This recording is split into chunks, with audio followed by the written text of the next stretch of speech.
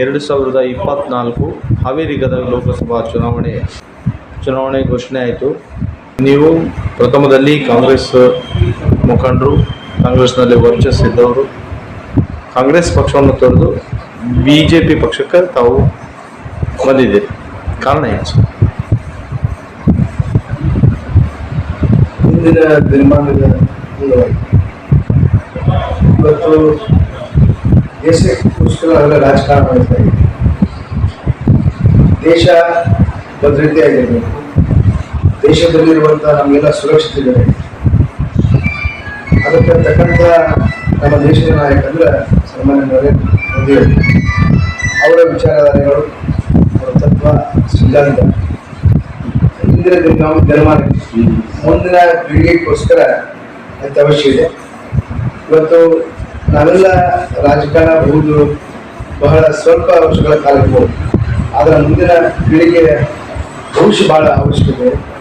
ಆ ಭವಿಷ್ಯಕ್ಕೋಸ್ಕರ ಇವತ್ತು ದೇಶದ ಪ್ರಧಾನಮಂತ್ರಿ ಸನ್ಮಾನ್ಯ ಮೋದಿಯವರಿಗೆ ನಾವು ಒಂದು ಶಕ್ತಿಯಾಗಿ ನಿಲ್ಲಬೇಕು ಅಂತ ಸಂತೋಷ ಇಟ್ಕೊಂಡು ನಾನು ಆ ಪಕ್ಷವನ್ನು ತೊರೆದು ಇವತ್ತು ಭಾಜಪಕ್ಕೆ ಸೇರ್ಪಡೆ. ಏನು ತಮಗೆ ಶಿರಟ್ಟಿ ಮತಕ್ಷೇತ್ರದಲ್ಲಿ ಕಾಂಗ್ರೆಸ್ ನಾಯಕರೇನಾದರೂ ಕಡೆಗಣಿಸಿದ್ದೀಯಾ? ಕಡೆಗಣಿಸಿದ ಉದಾಹರಣೆಗಳು ಯಾವುದೂ ಇಲ್ಲ. ತಾತ್ವಿಕ ವಿಚಾರಗಳು ಬದಲಾವಣೆ ಇರ್ತವೆ.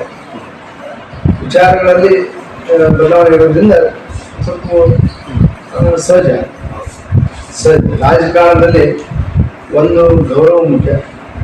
ಅಧಿಕಾರ ಜನರಿಗೆ ಕೊಟ್ಟಾಗ ಬರೋದೈತಿ, ಜನರಿಗೆ ಕೊಡೋದಿದ್ದಾಗ ಅಧಿಕಾರ ಸಿಗೋದು. ಅದರ ಆಸೆ ನನಗಿಲ್ಲ. ಆದರೆ ಜನರ ಸೇವೆ ಮಾಡಲಿಕ್ಕೆ ಯಾವುದಾದ್ರೂ ಒಂದು ರಾಷ್ಟ್ರೀಯ ಪಕ್ಷ ನಮಗೆಲ್ಲ ರಾಜಕಾರಣದ ಅವಶ್ಯಕತೆ.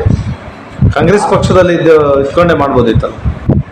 ಮಾಡಿ ಸಾಕಷ್ಟು 20 ವರ್ಷಗಳ ಕಾಲ ನಾನು ಅದೇ ಕಾಂಗ್ರೆಸ್ ಪಕ್ಷದಲ್ಲಿದ್ದು ಸಾಕಷ್ಟು ಜನರ ಸೇವೆಗೋಸ್ಕರ ನಾನು ಕೆಲಸ ಮಾಡಿದ್ದೇನೆ.